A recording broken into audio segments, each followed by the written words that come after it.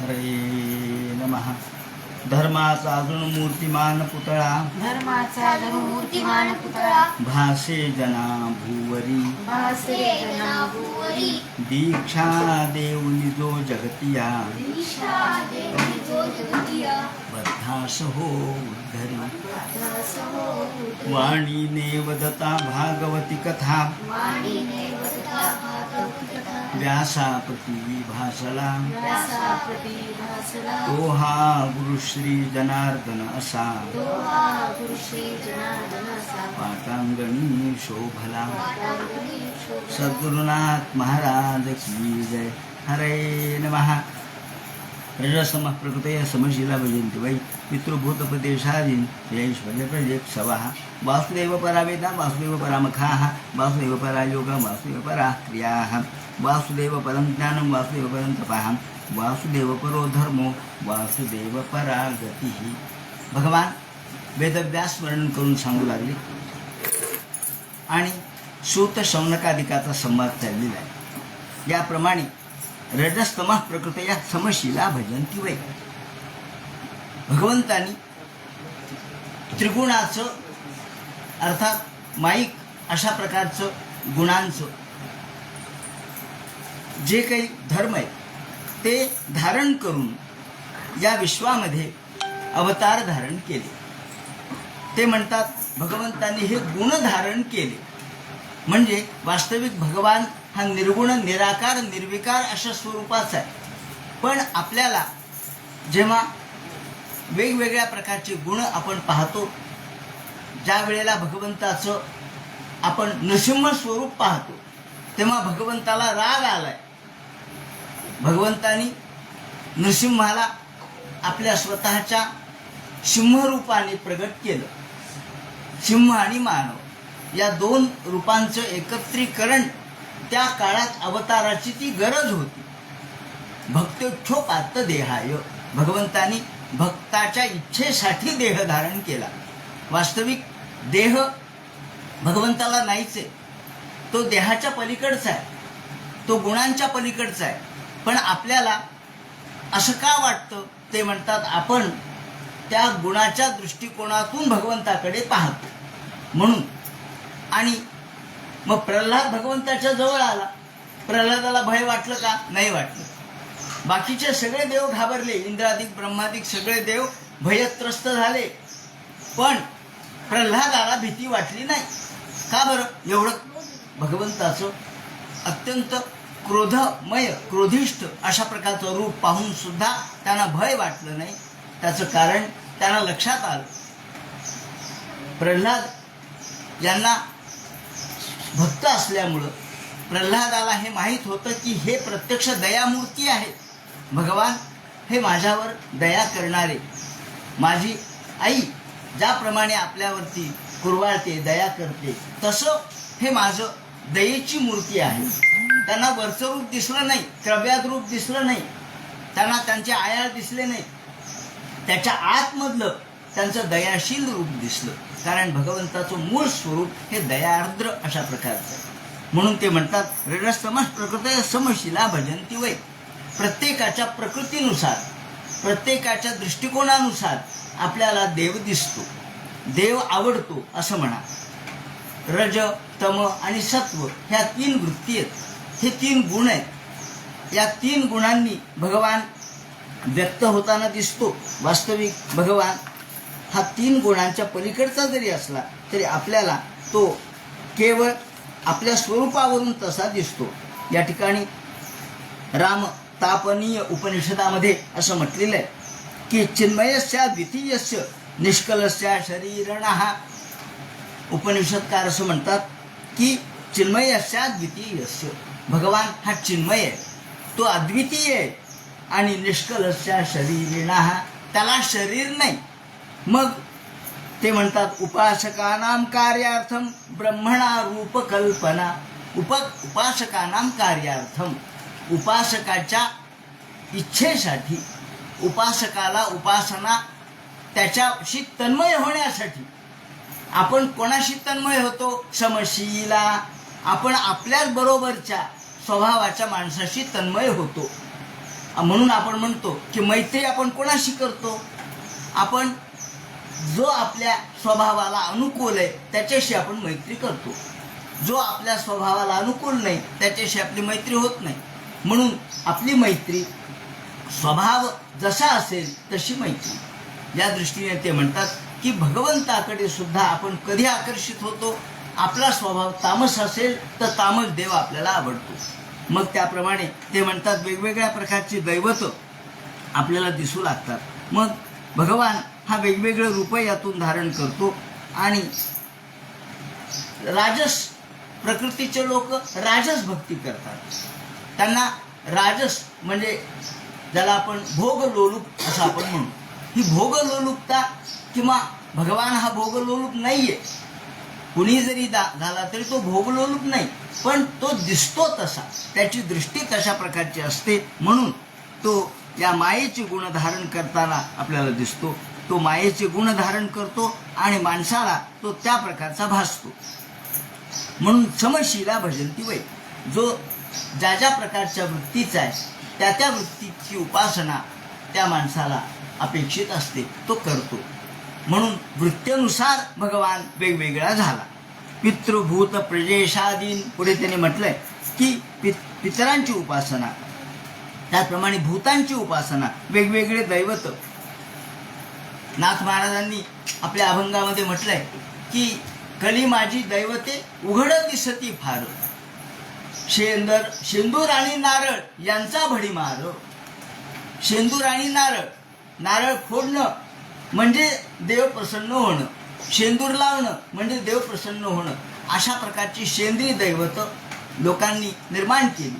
मग वेगवेगळ्या प्रकारचे दैवत आपल्याला दिसू लागतात. या दैवतांच्या मध्ये मग मुंजा आहे, दैवत आहे, ही छोटे छोटे दैवत आहे. त्यांच्यामध्ये आपल्याला सुख देण्याचा गुण आहे, भौतिक सुख आपल्याला प्राप्त करून देण्याचा गुण आहे. म्हसोबाय, येरोबाय, त्याचप्रमाणे ही मरियाई आहे किंवा मुंजा आहे किंवा वेगवेगळ्या प्रकारची खैस बाबा आहे, यासारखे दैव आहेत, दैवत आहेत. ते तेवढ्यापुरतं तुम्हाला आनंद देऊ शकतात, सुख देऊ शकतात, पण मुक्ती देऊ शकत नाही. ते म्हणतात वासुदेव परा वेदा. मुक्ती देणारा, मोक्ष देणारा फक्त वासुदेव आहे. आणि म्हणून तुम्ही जे जे कार्य करता, मग आपण जे उपासना करतो ती व्यर्थ जाते का? ते म्हणतात नाही. अहो, जरी किती गल्ल्या झाल्या, बारीक बारीक गल्ल्या आहे, पण त्या मुख्य रस्त्याला मिळतातच ना कधी ना कधीतरी. किती बारीक गल्ल्या झाल्या तरी त्या गल्ल्या मुख्य रस्त्याला कुठंतरी मिळतात. आणि मुख्य रस्ता म्हणजे वासुदेव आहे. सगळ्या गल्ल्या कुठंतरी मुख्य रस्त्याला, चौकाला मिळतच असतात. त्याप्रमाणे जरी आपण गल्लीनी गेलो तरी मुख्य रस्त्याला जाणारच. तसं आपण छोट्या छोट्या दैवतांची जरी उपासना केली तरी आपण वासुदेव या मुख्य रस्त्याकडे येणारच आहे. म्हणून ते म्हणतात की कोणताही मार्ग शेवटी वासुदेवाकडेच जातो. तुम्ही यज्ञयाग करा, तो वासुदेवापर्यंत जाणार आहे. तुम्ही योग करा, तुम्ही याग करा, तुम्ही क्रिया करा, तुम्ही धर्मकर्म कोणतेही करा, शेवटी ज्ञान जरी मिळवलं तरी ते वासुदेव परच आहे. जे जे आपण करतो ते वासुदेवाशिवाय काही नाही.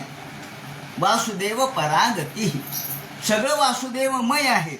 वासुदेव परंत पहा, वासुदेव परो धर्मो, वासुदेव परागती. सगळे धर्म शेवटी वासुदेवाकडे जातात.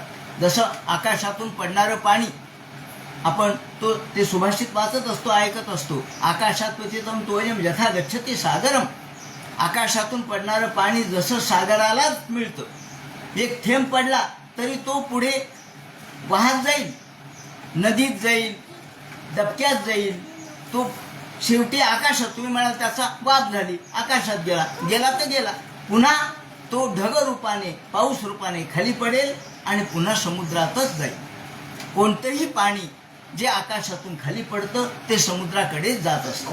त्याप्रमाणे आपल्याला जरी त्याची गती दिसली नाही तरी ती अंतिमतः, या ठिकाणी शब्द असा आहे की अंतिम गती माणसाची, परमगती कोणती आहे? वासुदेव ही परमगती आहे. या दृष्टीने या ठिकाणी आपण उदाहरण सहज देतो की एखाद्या घरी एखाद्याच्या मुलीचं लग्न आहे. मुलीचं लग्न आहे एखाद्याच्या घरी आणि मुलीच्या लग्नाच्या निमित्ताने ते लग्न अत्यंत जवळ आलंय. आता महिन्यावरती लग्न आलंय. सगळ्या तिथ्या काढून झाल्यात, त्याप्रमाणे सगळ्या याद्या तयार झाल्यात. आता बैठकही बसली आहे, देण्या घेण्याचे व्यवहार ठरलेत, सगळं झालंय. मग मुलीचा बाप इतकी घाई करतो. अहो एखादा विचारतो काय गडबड कशाची? अहो मुलीचं लग्न आहे ना. आता गडबड कशाची आहे याचं उत्तर काय? मला बाहेर जायचं हे नाही. अहो मुलीचं लग्न आहे. मुलीचं लग्न हे एक ध्येय आहे. मुलीचं लग्न हे ज्याला आपण परमध्येय आहे. मग आता मुलीचं लग्न जोपर्यंत होत नाही तोपर्यंत याला चैन नाही. काय रात्री झोपच नाही आली का? अहो मुलीचं लग्न आहे ना. म्हणजे झोप न येण्याचं कारण मुलीचं लग्न असू शकतं का? पण नाही, चिंता. मग गडबड झाली तरी मुलीचं लग्न, झोप नाही आली तरी मुलीचं लग्न, बाहेर गेले तरी मुलीचं लग्न. का निवांत बसले? अहो विचार करत बसलो कशाचा? अहो मुलीचं लग्न आहे ना. काही कोणतेही तुम्ही शब्द वापरा, कोणतंही कारण काढा, ते मुलीचं लग्न हेच उत्तर आहे. म्हणून तुम्ही या मुलीचं लग्न हे जसं अंतिमतः त्याचं लक्ष असतं, हे तात्पुरतं काय असे ना, पण लक्ष असतं, त्यांची तारीख डोक्यात असते. त्याचप्रमाणे त्या दृष्टीने सगळे व्यवहार चाललेले असतात. मग बँड बाजा ठरवणं आहे, घोडं ठरवणं आहे, त्याप्रमाणे कपडा खरेदी आहे, जाणं येणं, जेवणाचे व्यवहार आहेत, सगळं मंडप तयारी ही सगळी कशावर चालली? मुलीचं लग्न. चित्र काढले, रंग दिलाय, काय? मुलीचं लग्न आहे. प्रत्येक गोष्टीला उत्तर काय? तर मुलीचं लग्न. हे जसं असतं त्याप्रमाणे तुम्ही कोणतंही कार्य करा, कोणतीही कृती करा, ती अंतिमतः वासुदेवापर्यंत जाते. ते म्हणतात तुम्ही यज्ञ करा, याग करा, धर्मकर्म करा, त्याप्रमाणे अनुष्ठान करा, तसंच कोणत्याही क्रिया करा, पूजा अर्चा करा, हे सगळं वासुदेव परागती. हे सगळं याची गती अंतिमतः वासुदेवाकडेच आहे. स एवं ससर्जाग्रे भगवानात्ममायया. आणि मग या ठिकाणी सांगायला सुरुवात करतात की भगवंतानी आत्ममायेने हे सगळं निर्माण केलं. आता हे आत्ममायेने कसं निर्माण केलं हे सांगताना सदसद्रूपयाच्या सौ, सत आणि असत हे दोन रूप. सद म्हणजे सत्य आणि असत म्हणजे खोटं असं नाहीये. सद असत हा जो शब्द आहे तो दोन अर्थाने वापरलाय. एक आहे अर्थ असा की सदसद म्हणजे जे कायम स्वरूपी आहे त्याला सत म्हणायचं, आणि असत म्हणजे भासित होणार तात्पुरतं त्याला असत म्हणायचं. माईक जेवढं आहे ते असत आहे आणि भगवंतापासून आलेलं आहे, भगवंताच्या गुणापासून झालेलं आहे ते सत असं आपण म्हणतो. या ठिकाणी तीन रूप म्हणजे नाम रूप हे मायेचे गुण आहेत. नाम आणि रूप हे दोन मायेचे गुण आहेत.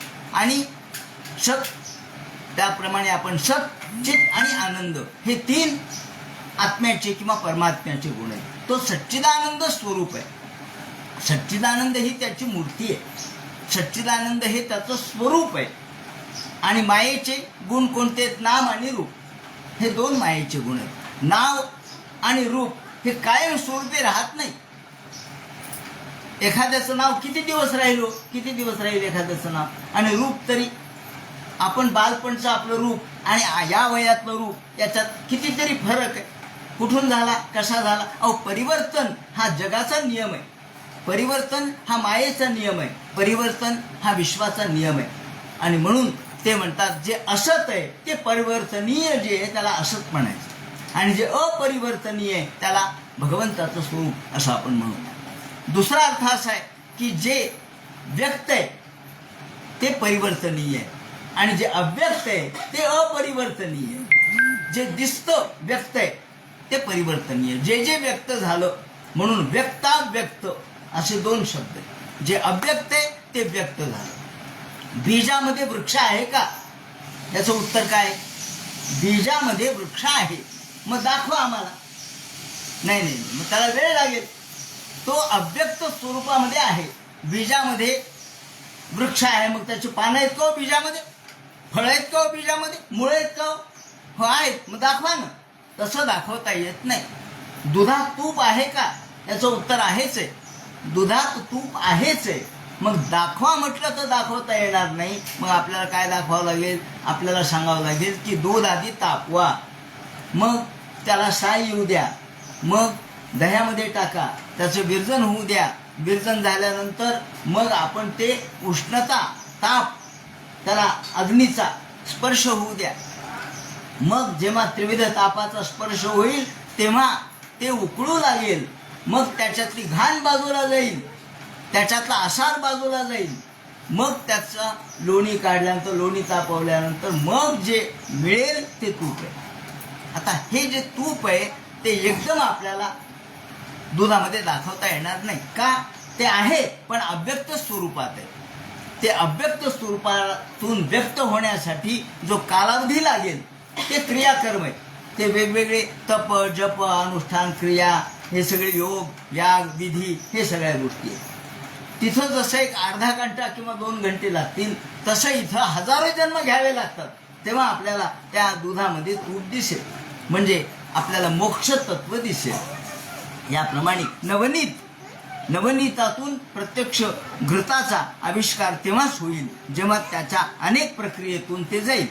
त्याप्रमाणे सदसद रूपयाचा सौ, भगवंताचं सतरूप म्हणजे जे आकार असलेलं असत आणि निराकार असलेलं सत, व्यक्त असलेलं जे असत आहे आणि अव्यक्त असलेलं सत आहे. तेव्हा हे अव्यक्त आणि व्यक्त, साकार आणि निराकार आणि परिणाम, जो परिणाम आहे त्याला असत म्हणायचं आणि जे मूळ आहे ते मात्र सत आहे. परिणाम हा असत आहे आणि मूल जे आहे ते सत आहे. त्याप्रमाणे आपल्या जेव्हा आपण कार्यकारण कर्तृत्वे असा शब्द वापरतो, जो कार्य आहे ते दिसतं, ते परिणाम आहे, तो असत आहे आणि जे कारण आहे ते सत आहे. कारण कोण आहे? या सगळ्या जगाचा कारण भगवान आहे. मूल कारण भगवान असल्यामुळं ते कारण आणि कार्य या शब्दाने सत असत शब्द वापरला आहे. कार्य कारण कर्तृत्वे, कार्य आणि कारण या दृष्टिकोनातून कर्तृत्व भगवंताच्या हातात आहे. सदसद रूपयाचा असौ गुणमय्या गुणो विभू, आणि भगवान हे गुण धारण करतो आणि कार्य करतो. तो कारण रूप आहेच आहे सगळीकडे, पण कारण रूप असलेला भगवान कार्यरूपाने प्रगट होतो. कारण रूप असलेला, कारण मूळ कारण हा भगवान, हा या सगळ्या जगाचा आदी कारण आहे. त्या कारणातून कार्य निर्माण होतो. हे कार्य म्हणजे विश्व आहे. तया विलसितेष्वेषु, आणि मग हे विश्व आपल्याला विलसित दिसायला लागतं. त्याचे वेगवेगळे रूपरंग आपल्याला दिसायला लागतात आणि त्याचे गुण दिसायला लागतात. गुणेषु गुणवानिव अंतः प्रविष्ट आभाती. आता इथं असं म्हटलंय की भगवंत हा कारण रूप आहे, तोच कार्यरूप झाला, तोच प्रगट झाला, तोच ह्या जगामध्ये विलसू लागला. माऊलींनी यासाठी चिद्विलासवाद शब्द वापरला. चिद हे सगळ्या चैतन्याचाच विलास आहे, या चैतन्याचाच आविष्कार आहे. हे चैतन्याचंच आपल्याला रूप सर्वत्र दिसतं. मूळ चेतना नसती तर हे दिसलं नसतं. मूळ चेतना भगवंताची, चैतन्यमय असणारा भगवान हा ज्यामध्ये आपल्याला दिसू लागतो. आपण जेव्हा म्हणतो वा वा, काय झाड बहरून आलंय, टवटवीत झालंय, फुलांनी लकडलंय, फुलांनी बहरीत आहे आणि फळांनी लकडलंय. आपण जेव्हा असा शब्द वापरतो तेव्हा याचा अर्थ असा आहे की याच्यामध्ये चैतन्य आहे म्हणून हे झाड एवढं लकडलेलं आहे. ज्याला फुलं आले, त्याला फळं आलेत, हे अत्यंत टवटवीत आहे, तजेलदार आहे. ही तजेला म्हणजे काय? तजेला म्हणजे चैतन्य. हे चैतन्य दिसत नाही, पण चैतन्य दिसत नाही पण वेगवेगळ्या रूपाने प्रगटतं. मग झाडामध्ये असलेला आपल्याला हिरवेपणा दिसायला लागतो, त्याला फुलं यायला लागतात, त्याला पानं सुंदर दिसायला लागतात, फळं यायला लागतात. हे कशाचा परिणाम आहे? हा परिणाम चैतन्याचा आहे. म्हणून चैतन्य नसतं तर झाड डवरलं नसतं. त्याप्रमाणे तया विलसितेष्वेषु गुणेषु गुणवानिव, आणि आपण त्या गुणांचं वर्णन करतो. हे या रूपाचं प्रगटीकरण या ठिकाणी झालेलं त्याचं आपण विवरण करतो. अंतःप्रविष्ट आभाती, आणि भगवान त्यामध्ये अंतःप्रविष्ट आभाती, तो त्याच्यात शिरतो. तुम्ही म्हणाल भगवंत तर सगळीकडेच आहे, मग पुन्हा त्याच्यात शिरतो म्हणजे काय? अंतः प्रविष्ट आभाती विज्ञानेन विजंबिता. ज्ञान आणि विज्ञान या दोन शब्द आहेत. ज्ञान विज्ञान संयुतम. ज्ञान आणि विज्ञान. विज्ञान म्हणजे अनुभवाचं ज्ञान आणि ज्ञान म्हणजे शब्द ज्ञान. या ठिकाणी भगवान अनुभव रूपाने त्याच्यात पुन्हा प्रविष्ट होतो. जसं आपण घर बांधतो, त्या घर बांधतो त्यावेळेला आपण त्या घरात जात नाहीत का? 50 वेळेला त्या घरात जातो, येतो, पाहतो, सगळं घरामध्येच आपण मजुरांना काही सूचना देतो घरात येऊन, आणि मग आपण म्हणतो आज गृहप्रवेश आहे. गृहप्रवेश म्हणजे काय? आतापर्यंत नाही काय, आतापर्यंत घरात गेला नाही का? गेला. मग आता काय? गृहप्रवेश या शब्दाने आपण एक कार्यक्रम करतो, आपण एक संस्कार करतो, आपण एक विधी करतो आणि मग गृहप्रवेश करतो. मंत्र तंत्रयुक्त प्रवेश म्हणजे गृहप्रवेश. मग आधी आतापर्यंत आला नाही का घरात? आला गेला सगळं झालं, पण त्याला गृहप्रवेश नाही म्हणत. गृहप्रवेश हा मुहूर्तावर आपण ठरवतो. तसा भगवान सगळ्या विश्वामध्ये आहेच आहे, पण नंतर तो पुन्हा विश्वामध्ये प्रविष्ट होतो. अंतः प्रविष्ट आभाती विज्ञानेन विजृंभितः. विज्ञानेन कशाने? अनुभवाने. त्या ठिकाणी अनुभव संपन्न ज्ञानाने तो त्यामध्ये जातो. आणि ज्याप्रमाणे ते म्हणतात, हा भगवान कसा वेगवेगळ्या रूपाने तुम्हाला दिसतो? प्रवेश नियमलक्षणां लीलामाहत येती विलसितेष्वे तद्भूतेषु गुणेष्वाकाशिदेष्वं प्रविष्ट सन गुणवानिव मदधी ना एते गुणा इत्यभिमानवा. गुणरूपाने तो सगळ्या जगामध्ये आपल्याला दिसू लागतो, गुण धारण करतो, मायेचे गुण आत्मसात करतो आणि तो त्यामध्ये प्रगटतो. यथा व्यवहितो वन्हेर. आता उदाहरण दिले, भगवान कसा प्रवेशतो आणि भगवान वेगवेगळा का दिसतो ते म्हणतात, ज्याप्रमाणे दारुष्वक स्वायो निशू. ज्याप्रमाणे एखादा लाकूड आहे, एखादं हे लांब लाकूड आहे, एक गोल लाकूड आहे, एक चौकोनी लाकूड आहे, वेगवेगळे लाकडाचे आकार आहेत. मग अग्नी लावला, ते अग्नी लांब, लाकडाला अग्नी लागला तर तुम्ही म्हणा अग्नी लांब झाला. अग्नी लांब होतो का? अग्नी लांब नाहीये, मग तो लाकूड लांब आहे म्हणून अग्नी लांब दिसला. लाकूड गोल आहे म्हणून अग्नी गोल दिसला. लाकूड चौकोनी आहे म्हणून अग्नी चौकोनी दिसला. जसा लाकूड आहे, जसा लाकडाचा आकार आहे, तसा अग्नीचा आकार आपल्याला दिसला. वास्तविक अग्नी गोल नाही, चौकोनी नाही, त्याचप्रमाणे त्रिकोणी नाही, लांब नाही. मग कसा आहे? अग्नीला आकारच नाही. जसा लाकूड तसा अग्नी. त्याप्रमाणे यथा हवैतो बंधिर दारुष्वैक स्वयोनिषु नानेव भाति विश्वात्मा भूतेषु च तथा पुमान. त्याप्रमाणे आपल्याला भगवंताला आकार नाहीये, पण आपण जसा आकार त्याला देऊ तसा आकार त्याला प्राप्त होतो. आपण जसे गुण त्याच्यावरती लादू त्याप्रमाणे तसं स्वरूप त्याला प्राप्त होतं. माऊलींनी आपल्या 12व्या अध्यायामध्ये विवरण केलं या संबंधीचं, की वास्तविक भगवंताला आकार नाही, त्याला रूप नाही, त्याला रंग नाही, त्याला गुण नाही, पण त्या ठिकाणी भक्त त्याला हात पाय वास्तविक नाहीच आहे, पण तो अहस्त असला, हात नसले तरी त्याला हात भक्तांनी दिले, मग तो 4 हातात झाला, 2 हातात झाला, 10 हाताचा झाला, हात त्याला दिले. त्याप्रमाणे पाय, भगवंताला पाय नाही पण भक्तांनी त्याला पाय दिले. अर्थात रूप भगवंताचं भक्ताने आपल्या मनामध्ये कल्पिलं आणि जसा मनात कल्पिलेलं रूप आहे तसा भगवान आपल्याला दिसतो. जसं जसं रूप भगवंताचं भक्ताने कल्पावं तसा भगवान आपल्याला दिसतो. म्हणून भक्तेच्छोपात्त देहाय. भगवंताच्या देहाचे वर्णन करत असताना मी स्थाणू नाही, मी मोठा नाही, मी लहान नाही, मी अणू नाही, मी स्थाणू नाही, मी कसा आहे तर भक्त जसा मनात कल्पना करील तसा आहे. त्याप्रमाणे ते म्हणतात पश्चंतदो. मग या विश्वामध्ये तो प्रवेशल्यानंतर असो गुणमयेर भावेर भूत सूक्ष्मेंद्रियात्मभिः स्वनिर्मितीषु निर्विष्टो भुंक्ते भूत. मग भगवान गुण भोगल्यासारखं आपल्याला वाटतं.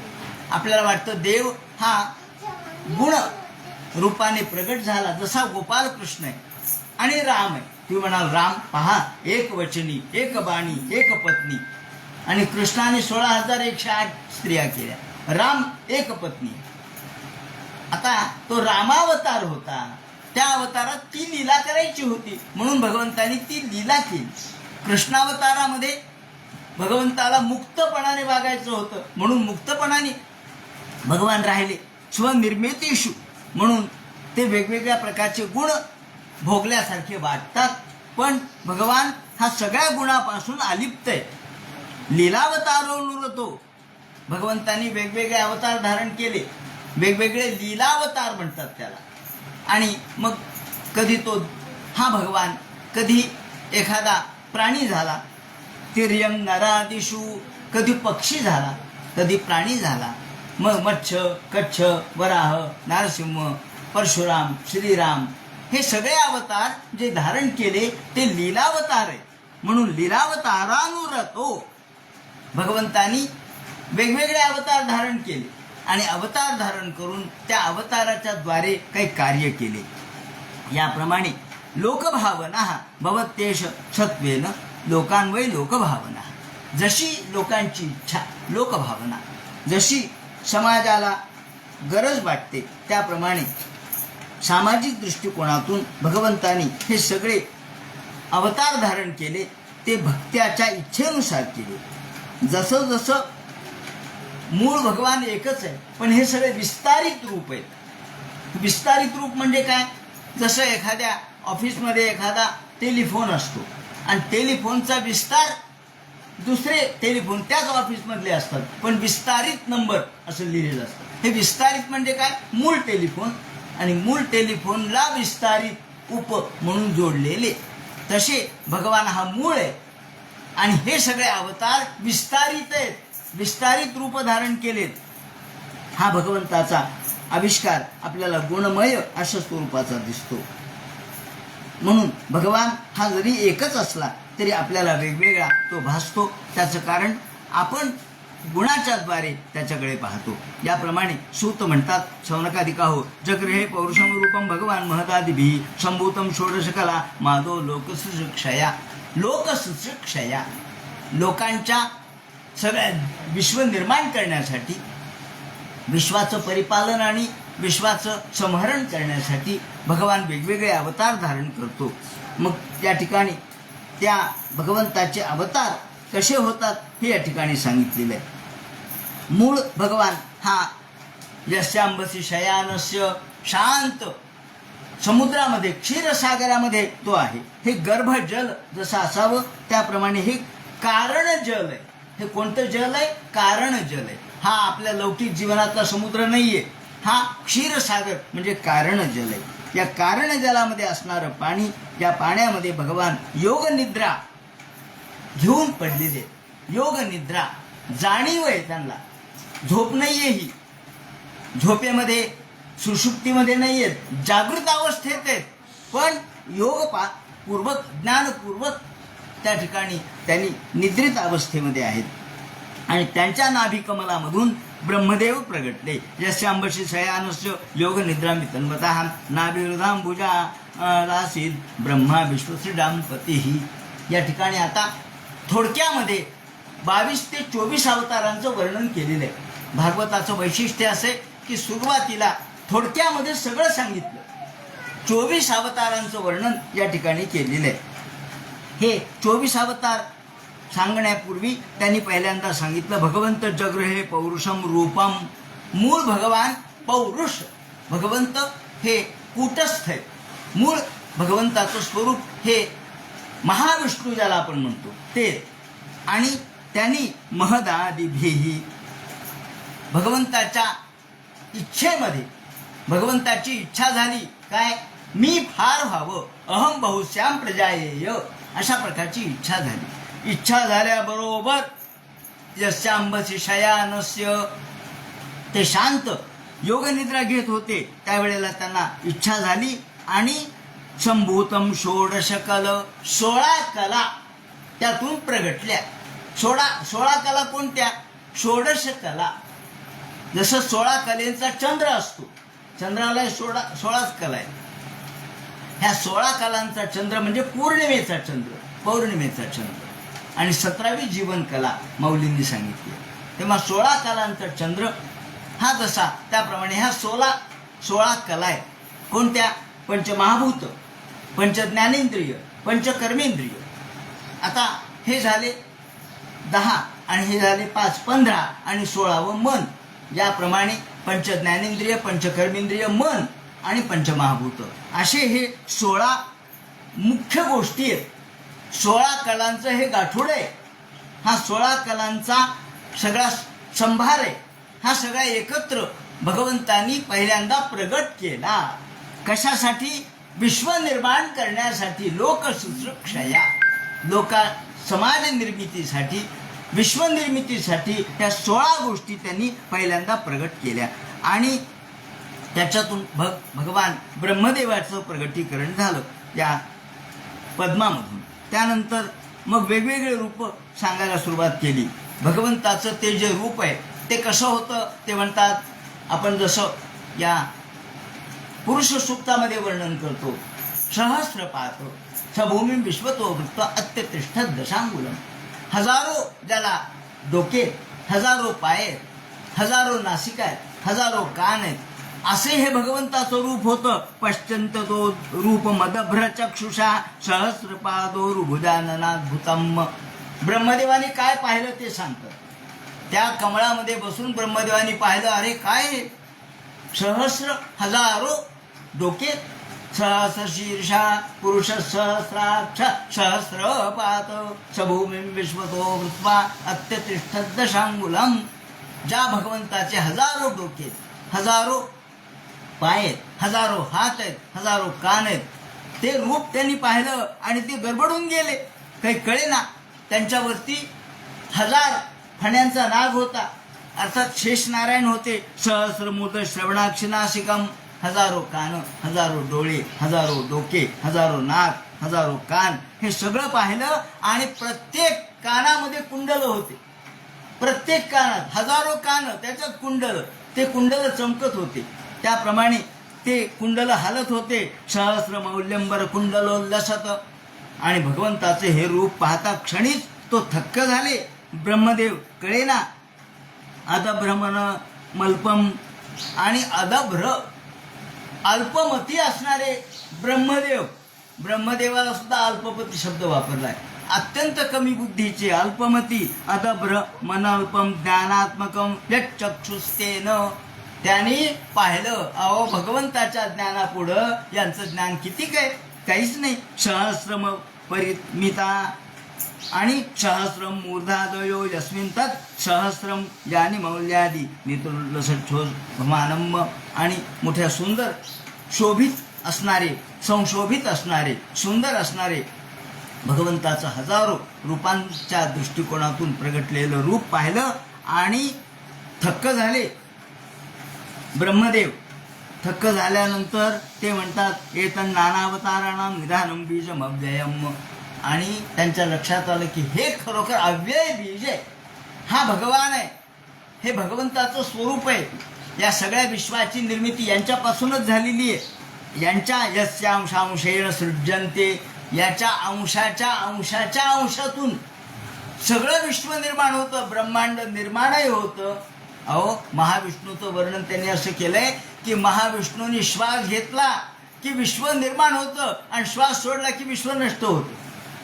म्हणजे त्यांच्या श्वासाचा जो वेळ आहे तो तेवढा कालावधी आपलं ब्रह्मांड चालतं. म्हणजे त्यांच्या श्वासाचा कालावधी किती असेल की एका नुसत्या श्वास घेतला विश्व निर्माण होतं, श्वास सोडला विश्व संपतं.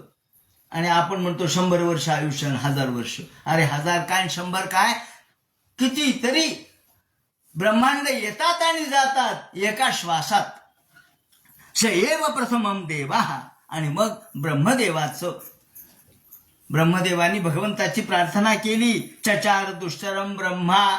ब्रह्मदेव जरी झाला तरी त्याला एकाएकी कळलं नाहीये, भगवंताचं स्वरूप एकाएकी कळलं नाही. चचार दुश्चरम ब्रह्मा.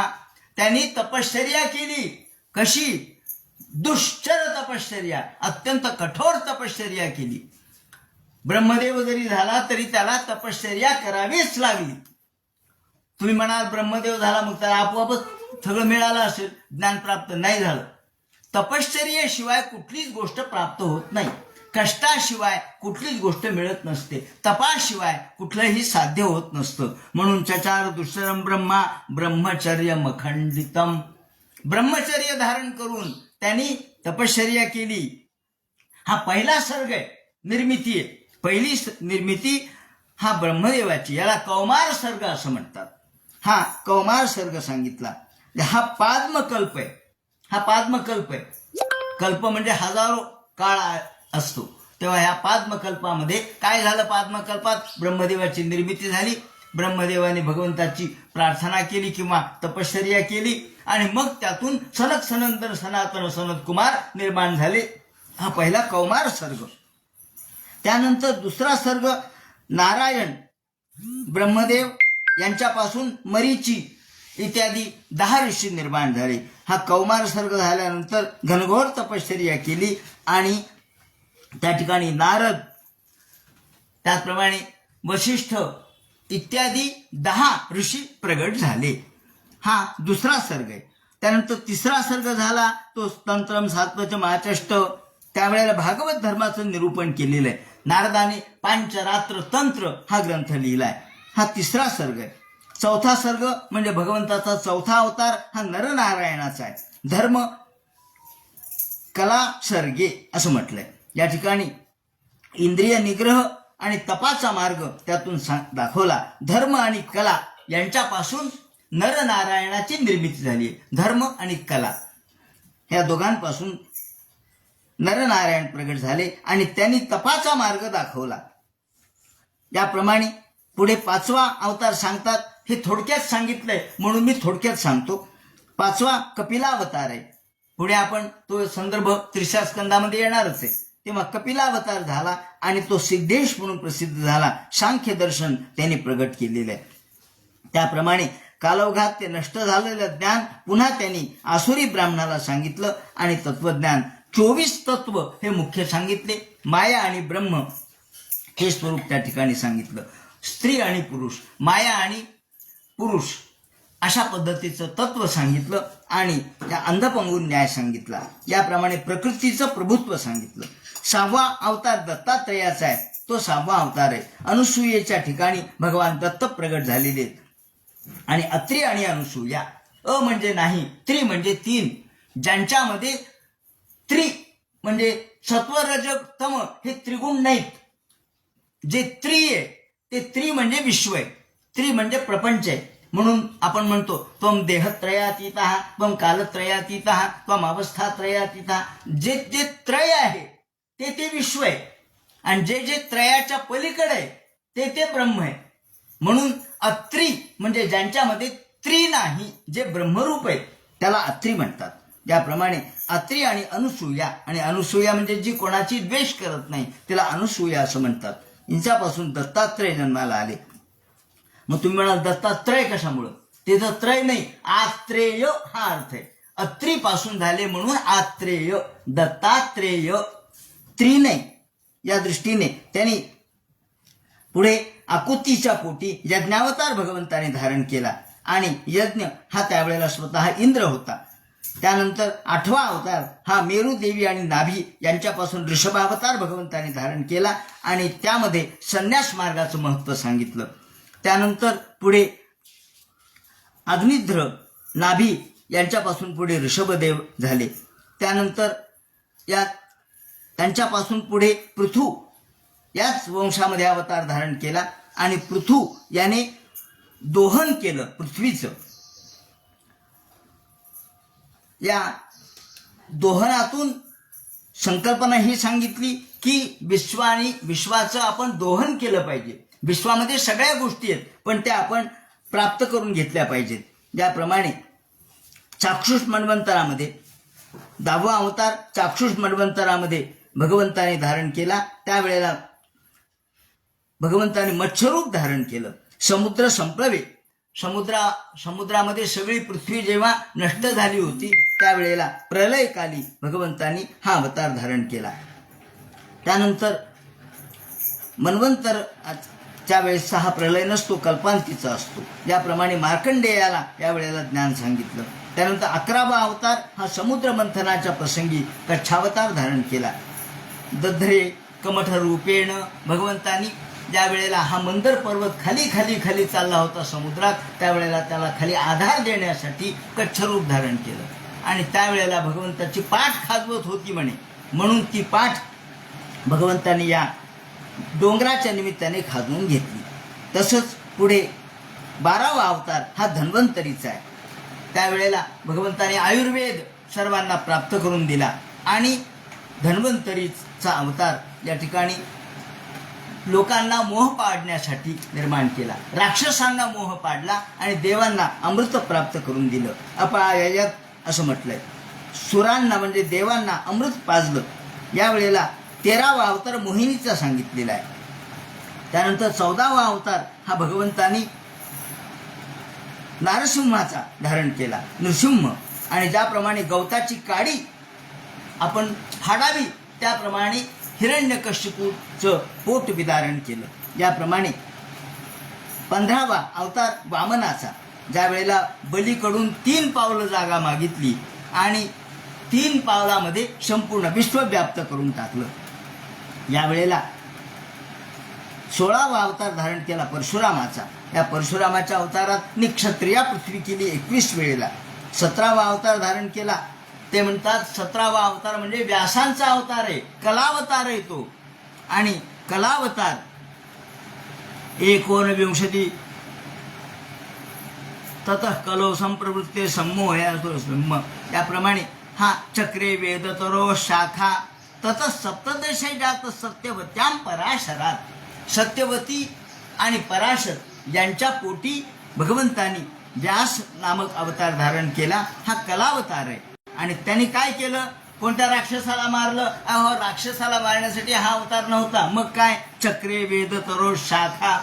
वेद जो अवघड झाला होता त्या वेदाचे 4 भाग केले. ऋग, यजु, साम आणि अथर्व. आणि कशासाठी केले म्हणे? पुंसोल्प मेधसहा. लोकांची बुद्धी कमी झाली, लोकांची क्षमता कमी झाली, लोकांना ते लक्षात राहीना सगळा वेद. म्हणून त्यांनी 4 वेद, एका वेदाचे 4 भाग केले आणि त्याप्रमाणे संहिता तयार केली. आणि मग लोकांच्या बुद्धिग्राह्य असा तो केला.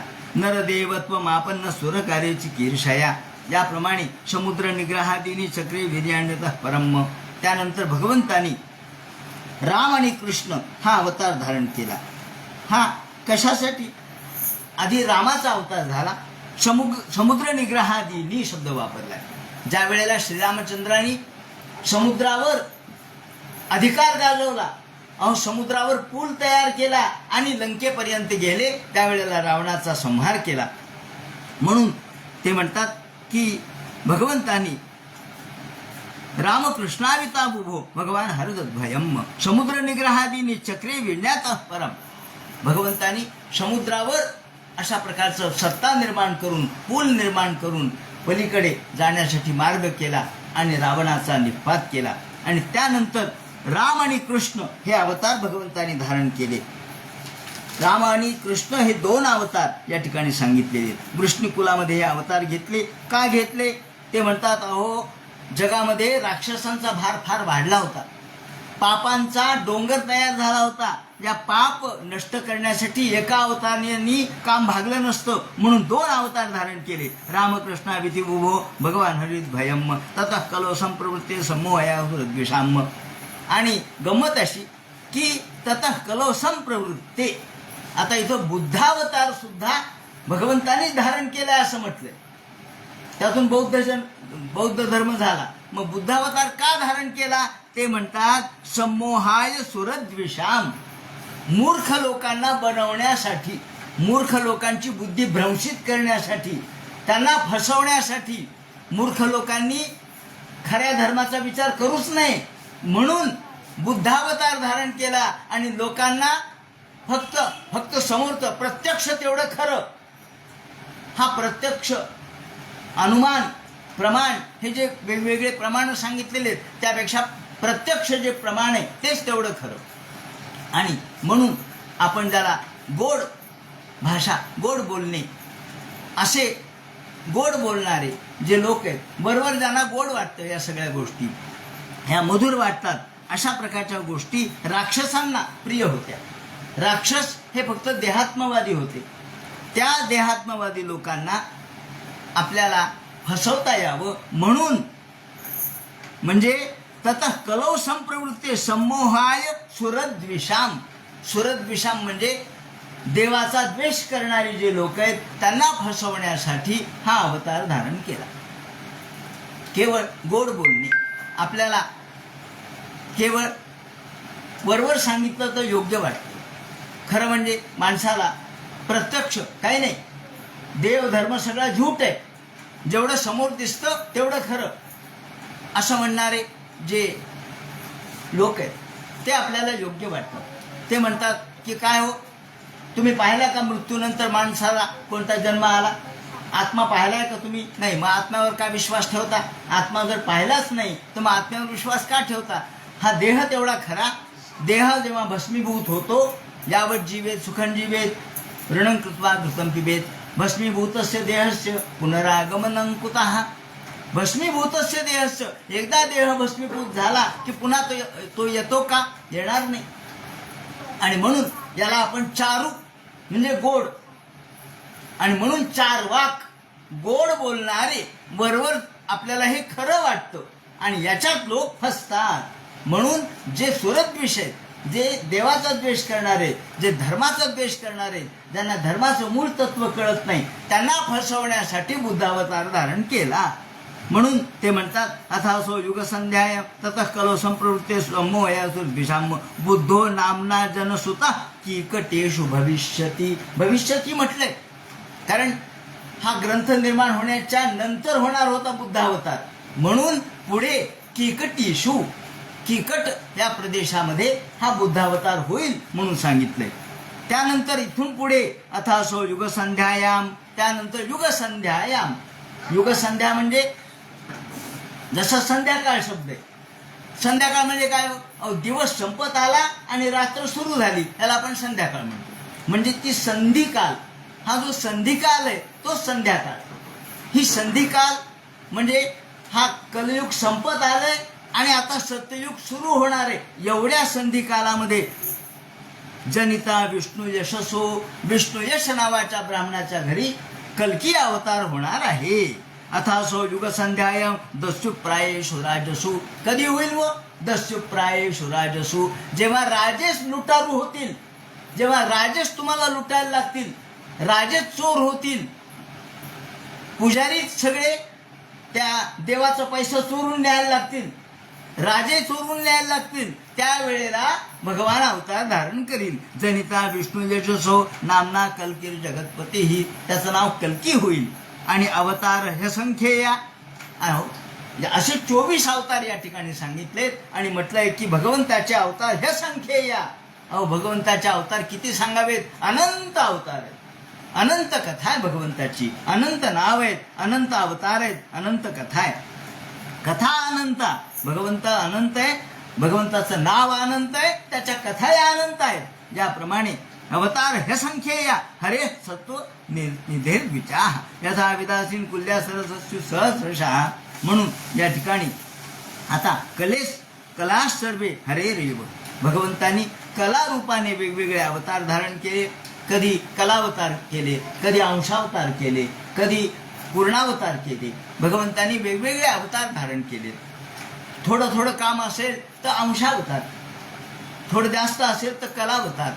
त्याप्रमाणे भगवंतांनी आपले वेगवेगळे अवतार धारण केले आणि भगवान गोपाल कृष्ण हा पूर्णावतार धारण केला. म्हणून पुरुष कृष्णच तो भगवान स्वयं. कृष्ण म्हणजे कोण आहे? कृष्ण म्हणजे भगवंताचा कलावतार नाही, अंशावतार नाही, अल्पावतार नाही. मग काय? ते म्हणतात भगवान स्वयं. जो भगवान वैकुंठामध्ये, तोच भगवान प्रत्यक्ष गोकुळामध्ये वावरला. स्वयं भगवान, त्या ठिकाणी भगवंताचं पूर्ण स्वरूप या ठिकाणी प्रगट झालेलं आहे. म्हणून ते म्हणतात कृष्णस्तु भगवान स्वयं. आणि इंद्रारी व्याकुलम लोक मृडयंती युगे युगे. ज्या श्रीकृष्णाने इंद्रारी व्याकुलम लोकांना मुक्त करण्यासाठी त्या स्थैर्य व्याकुलम जे इंद्राला त्रास देणारे लोक होते. इंद्र म्हणजे देवांचे राजे, ज्यांना त्रास देणारे लोक होते, त्यांना नष्ट करून मृडयंती सुखम कुर्वंती, सज्जनांना सुख देण्यासाठी आणि दुष्टाचा संहार करण्यासाठी भगवंताने हे वेगवेगळे अवतार धारण केले. आणि गोपाल कृष्णाचा अवतार तर काय सांगावा. जन्मगुह्य भगवतो जन्मगुह्यम भगवतो. भगवंताचा जन्मगुह्य कळत नाही. अहो का कारागृहात जन्माला का बरं आले? रात्री 12ला जन्म का घेतला? कळत कोणाला न कळत जन्म घेतला म्हणजे हो जन्म भगवंताचा जन्मगुह्य कर्मगुह्य आहे. भगवंत हा मुळातच कृष्ण आहे. त्यामुळे त्या कृष्ण रूपाचं वैशिष्ट्यच हे आहे. जन्मं कर्मच मे गुह्यम. भगवंताचं जन्मगुह्य आहे, भगवंताचं कर्मगुह्य आहे. तो कोणालाही कळणार नाही. आणि जो हा अध्याय वाचेल, ह्या 24 अध्यायात 24 अवतारांचं वर्णन वाचेल, सायं प्रातः गृणन भक्त्या दुःखात ग्रामात विमुच्यते, त्याला दुःखातून मुक्ती प्राप्त होईल असं त्या ठिकाणी या अध्यायाला आशीर्वाद दिलेला आहे. आणि त्याप्रमाणे ज्याप्रमाणे यथा नभसी मेघौघो रेणुर्वा पार्थिवो निले एवं दृश्यत्व मारोपित म बुद्धिभिः. ते म्हणतात ज्याप्रमाणे आकाशामध्ये ढग आले, आपण म्हणतो काय हो किती आभाळ आलो, गच्च आभाळ आले. आभाळ आले कुठं आलंय? आकाशात आले. अहो वायू त्याला कारणीभूत आहे. वायूमुळं आलं आणि वायूमुळं गेलं. अरे अरे अरे चांगलं आभाळ आलं होतं, सगळं गेलं. आलं आलं आलं आणि गेलं गेलं गेलं. आपण आभाळाकडे बघतो, आकाशाकडे बघतो. अहो आकाशावर आपण आरोप करतो कशाचा? ढग आल्याचा आणि गेल्याचा. वास्तविक याचं कारण वायू आहे. वायूमुळे ढग येतो आणि वायूमुळे जातो. हा वायू काही आपल्याला दिसत नाही. त्याप्रमाणे भगवंत या सगळ्याच्या मागे कारण आहे, तो आपल्याला दिसत नाही. आपण आरोप करतो तो ढगांचा आकाशावर ढगांचा आरोप करतो, तसा भगवंतावर या मायेचा आणि गुणांचा आपण आरोप करतो. त्याप्रमाणे एतद रूपम भगवतो हे रूपस्य चिदात्मना माया गुणैर्विरचितम महदाभिरात्मनि यथा नभसी मेघोगो रेणुर्वा पार्थिवो निले. रेणुर्वा पार्थिवो निले. एकदम आकाशामध्ये धूळ जमा होते. काय को डोळ्यामध्ये धूळ गेली, डोळ्यात धूळ गेली म्हणून आपण धूळ धूळ धूळ म्हणतो. सगळीकडे धूळकटपणा झाला. पण याचं कारण वायू आहे. याचं कारण वायू आहे. आपण धूळ म्हणतो, पण धूळ का उडाली याचं कारण आपण शोधत नाहीत. वायूमुळं धूळ उडाली, वायूमुळं आकाशात ढग आले, वायूमुळंच ते गेले. वायू त्याचं कारण आहे. यथा नभसी मेघौघौ रेणुर्वा पार्थिवो निले एवं दृश्यत्व मारोपितम बुद्धिभिः. आपण आरोप करतो, पण आरोपित बुद्धी म्हणजे झाकलेली बुद्धी. आपली बुद्धी झाकली आहे कशाने? अज्ञानाने. आपली बुद्धी अज्ञानाने झाकली आहे म्हणून आपल्याला मूळ कारणाचा शोध लागत नाही. आपली बुद्धी आवरण आणि विक्षेप हे मायेचे गुण असल्यामुळं हा आवरण आलंय अज्ञानाचं. जसं डोळ्यावर पडदा येतो, काय हो दिसणं आजकाल. हो दिसच ना. काय झालं? डॉक्टरकडे गेले डोळ्याच्या, काय झालं म्हणले? दिसणं. हो म्हणले तुम्हाला आता मोतीबिंदू यायला लागलाय. मोतीबिंदू यायला लागलाय म्हणून दिसणं, म्हणजे पडदा यायला म्हणून दिसेना. तुमची दृष्टी चांगली आहे पण पडदा आलाय. तसा हा पडदा मायेचा, हा पडदा अज्ञानाचा, हा पडदा आपल्या बुद्धीचा आपल्या आड येतो आणि आपल्याला भगवंताचं मूळ स्वरूप दिसत नाही. ते म्हणतात याप्रमाणे एवं दृश्यत्व. आपल्या दृश्यावर आपल्या दृष्टीवर बुद्धीचा आरोप आपण करतो, अज्ञानाचा आरोप आपण करतो. आणि आरोप हाच या ठिकाणी आपल्याला अज्ञानाला कारणीभूत ठरतो. म्हणून मुळात ते म्हणतात या ठिकाणी आपल्याला जर मूळ तत्व पाहायचं झालं तर आपल्याला आरोप आणि त्या आरोपाच्या मागे असलेला संदर्भ आपण जर समजून घेतला तर या ठिकाणी लक्षण प्रमाणाभ्याम वस्तुसिद्धी असा शब्द वापरलेला आहे. लक्षण प्रमाणाभ्याम वस्तुसिद्धी. ब्रह्मलक्षण म्हणजे काय? आरोप आणि अपवादाभ्याम वस्तुसिद्धी. आरोप आणि अपवाद. आरोप कशाचा आहे याचा शोध घेणं म्हणजे अपवाद सांगणे. वस्तूची सिद्धी कधी होते ते म्हणतात आरोप अपवादाभ्याम वस्तुसिद्धी. अध्यारोप वस्तू समोर असली पण आपल्याला दिसत नाही, मग त्याचा अपवाद म्हणजे निराकरण केलं पाहिजे, त्याला असद्व्यावृत्ती असं म्हणतात. याप्रमाणे हे निराकरण साधी गोष्ट आहे. आपण एखाद्याला विचारलं का हो तुमची तब्येत बरी नव्हती? हो तब्येत बरी नव्हती, गेलो होतो वैद्याकडे. वैद्याने आपल्याला पथ्य सांगितलं. काय पथ्य सांगितलेत म्हटलं तर आपल्याला काय खायचं नाही ते आपण सांगतो. काय सांगितलेत पथ्य? हो साखर खाऊ नका, गूळ खाऊ नका, तेलकट खाऊ नका, आंबट खाऊ नका. अहो पथ्य काय सांगितलं सांगा ना. खाऊ नका हे कळालं पण पथ्य नाही सांगत आपण. अपथ्य काय ते सांगतो. आपल्याला अपथ्य काय ते आपण सांगतो, पथ्य सांगत नाही. पथ्य काय विचारलं तर आपण अपथ्य सांगतो. त्याप्रमाणे या ठिकाणी आपण आपल्या बुद्धीला आरोपित करतो अज्ञानाने. आणि म्हणून ते म्हणतात प्रतिषेध न्याय त्याला म्हणतात. जेव्हा आपण एखादा माणूस म्हणतो की तुम्ही घराच्या बाहेर, आता मी सगळं सामान काढलंय, घर रिकामं करा. हा मालक म्हणतो घर रिकामं करा, सगळं सामान बाहेर काढा, 1 तारखेला मला घर रिकामं पाहिजे. मग तो मालक येतो, हो सगळं घर रिकामं केलंय आणि तो घरात उभा राहतो, भाडेकरू घरात उभा राहतो. तो म्हणतो सगळं घर रिकामं केलंय, घरात काही नाही, आणि तू कुठं उभा आहेस? मी त्याच घरात उभा आहे. मग तुझ्याशिवाय तुला सोडून हे घर आहे का? नाही, मी तर त्या घरात आहे. मग तरी आपण स्वतःला वगळून हे बोलतो, सामान बाहेर काढलंय, घरी कोणी नाही, घरी मी नाही, मी घर रिकामं केलंय, मग तू तर त्या घरातच उभा आहेस, मग रिकामं केलं कसं म्हणतो? तर माणसं काय करतात? माणसं अशा पद्धतीने आरोप करतात. आपण काही नाही असं म्हणतात, हा आरोप झाला. पण अपवाद काय? मी त्याच्यात आहे हा अपवाद आहे, हा आपण लक्षात घेत नाही. याप्रमाणे संपूर्ण भगवंताच्या स्वरूपाचं वर्णन करत असताना ते म्हणतात की आपल्याला अबुद्धीभिः, आपल्या निर्बुद्धपणामुळं किंवा आपल्या अज्ञानामुळं आपण भगवंतावर या गुणांचा आरोप करतो. आता परम वेद व्यक्त मव्यूढ गुड विहितम अदृष्टाश्रुत वस्तुत्वाद सजीवो य पुनर्भवा. आणि जीव आणि शिव हा एकच आहे, पण जीवाला पुनर्भव कशामुळे? पुनर्भव म्हणजे पुन्हा संसार, भव म्हणजे संसार किंवा भव म्हणजे होणे. पुन्हा पुन्हा जन्म मरणाचे फेरे जीव का करतो? तर ते म्हणतात अदृष्टाश्रुत वस्तुत्वात. माणसं, जीव हा मुक्त नाहीये, तो अस्वतंत्र आहे, तो पारतंत्र्यामध्ये. आणि भगवान स्वतंत्र आहे. हा भगवान आणि जीव याच्यातला फरक आहे. जीवो जीवेन निर्मुक्तो जीवो जीवम विहायत्या दौ जीवोपाधौ लिंगदेह. या उपाधीमध्ये तो अडकलाय. कोणत्या उपाधीत?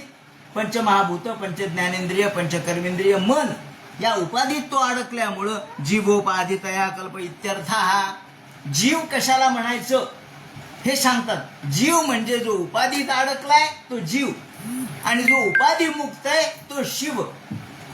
जो मुक्त आहे तो शिव आहे, आणि जो पारतंत्र्यात तो जीव आहे. ननु स्थूलमेव भोगायतनत्वात् जीवस्योपाधिरस्तु किमन्य कल्पयत्येत आह यद्यस्मात् सूक्ष्मात् पुनर्भवः पुनर्जन्मः उत्क्रांतिगत्या गतींतांतेन विना संभवादी भावा. म्हणून ते म्हणतात की याप्रमाणे आपण मुक्त तेव्हाच होऊ जेव्हा उपाधीपासून आपण बाजूला जाऊ. तेव्हा उपाधी ही आपल्याला अडकवणारी आहे. उपाधीमध्ये आपलं संपूर्ण स्वातंत्र्य नष्ट होतं आणि आपण उपाधीलाच मी आहे असं म्हणतो. म्हणून जीवत्व त्यातून प्राप्त होतं. शिवत्व प्राप्त होण्याच्या ऐवजी आपण जीव रूपाने राहतो. अशा पद्धतीने जीवोपाधिकत कल्पती इत्यर्थ असं म्हटलं. उपाधी म्हणजे जीव आणि उपाधिरहितता म्हणजे भगवान. अशा पद्धतीने या ठिकाणी त्यांनी सांगितलं. आता पुढे या भगवंतांच्या अवताराच्या कथा पाहिल्यानंतर पुढे जो संवाद करतील आणि भगवान हे कोणत्या वेळेला ही निर्माण झालं भागवत कसं निर्माण झालं यासंबंधी जे सांगतील तो सगळा भाग उद्याच्या चिंतनात सांगण्यात येईल. हरे नमः पुंडली गोवर्धन विठ्ठल सीताकांत स्मरण जय जय राम पार्वतीपते हर हर महादेव श्रीमज्जनाथ गुरुमूर्तये नमः. हरे राम राम राम हरे हरे हरे कृष्ण कृष्ण कृष्ण हरे हरे हरे राम राम राम हरे हरे हरे कृष्ण कृष्ण कृष्ण हरे हरे हरे राम